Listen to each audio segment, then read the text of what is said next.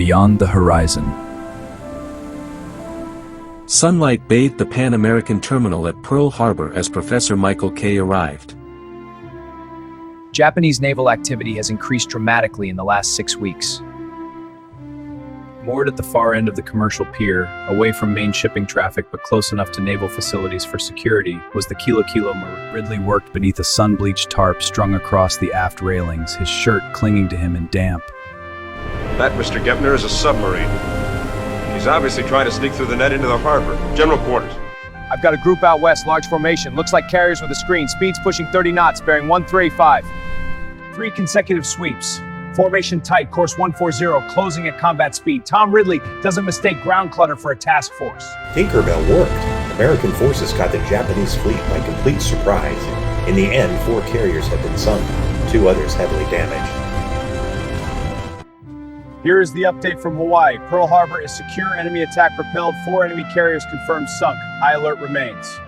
President Franklin Roosevelt sat at the head not in triumph but in visible frustration, his hands, one holding a cigarette, the other gripping a thin sheaf of cablegram. The aftermath didn't feel like victory. It felt like the breath held between heartbeats, tight, uncertain, waiting for the next blow. Professor K? Yes. Follow me, sir. Your transport's waiting. The work at Berkeley was as relentless, an unbroken cycle of calculations scrawled across chalkboards. By the early summer of 1943, the fuse had evolved from sketches on a blackboard to something you could hold in your hands, though no one would call it elegant. I wonder if we'll survive being the first to build something we can't take back.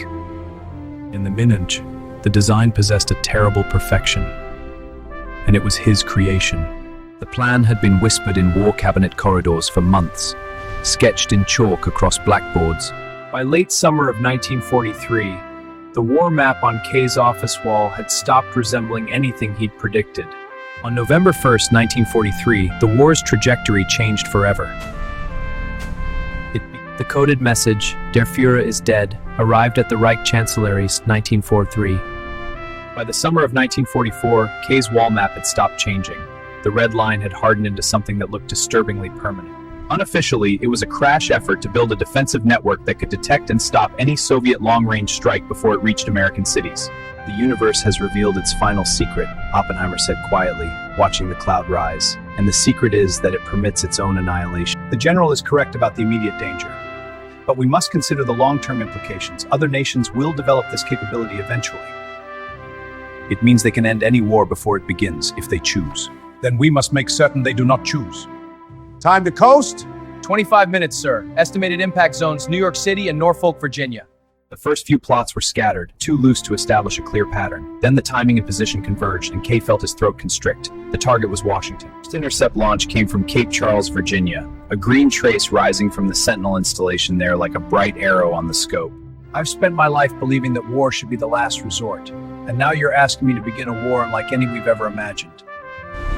Jesus Christ.